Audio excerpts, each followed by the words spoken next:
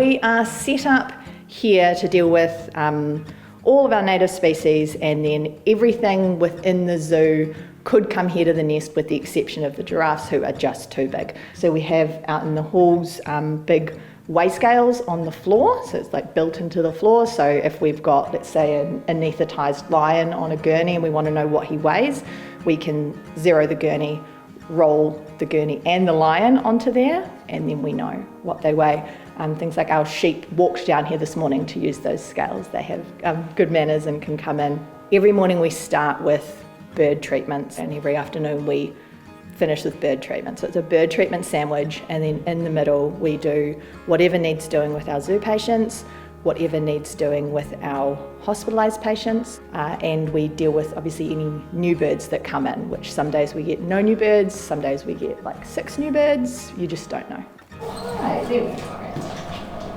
Alright, so once we get our bird out, we make sure that their face is covered, and we wrap them up snug as a bug.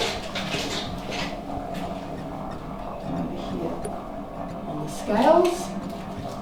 So he weighs 610 today. So what I'm going to do is I'll do a crop wash, which is where we put some fluid into the crop, some sterile saline, to then look at what kind of cells are living inside the crop. It is a outpouching of the esophagus, so the tube that goes from the mouth to the stomach, and birds have it there, so it's basically like a storage pouch for food. So a lot of the time there's nothing in it, and then when they eat, they can eat tons all at once, especially when we feed aroha. You'll see we'll put in heaps of fish, and it's like, where did all that fish go? It all just sits in the crop, and then it comes through to the tummy sort of when it's ready, so they can eat a lot really fast and then go away to somewhere that's safe, like high up in a tree, and think about digesting that food over time. Across the head, wrap around the rest is contained. This patient's a bit of a wiggly one. All of our patients have their own personalities. So I take my patient's head and tucked up nice and tight,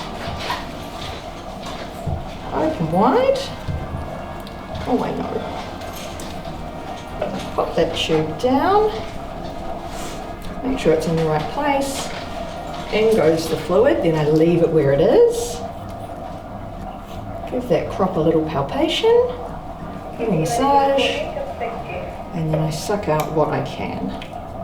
So what's coming back now is the fluid that went in, plus cells from the crop. I don't need to get it all out, so that'll be fine for a sample.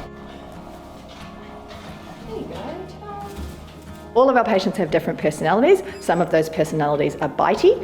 If that bird has then got a pointy beak that's really sharp and they're kind of big, I'm thinking about some of our really naughty shags who kind of put their head back and go bah! Like that.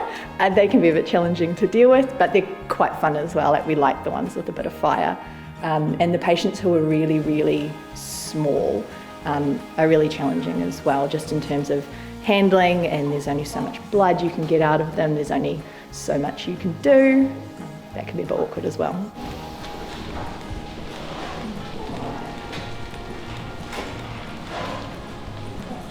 875.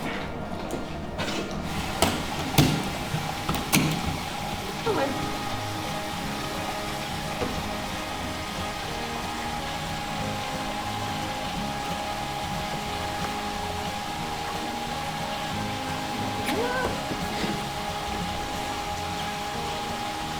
Wrap them up in a tight little burrito. The aim with all of the native wildlife that we treat is for them to be released back, but exactly what they need depends on the species and how long they've been here.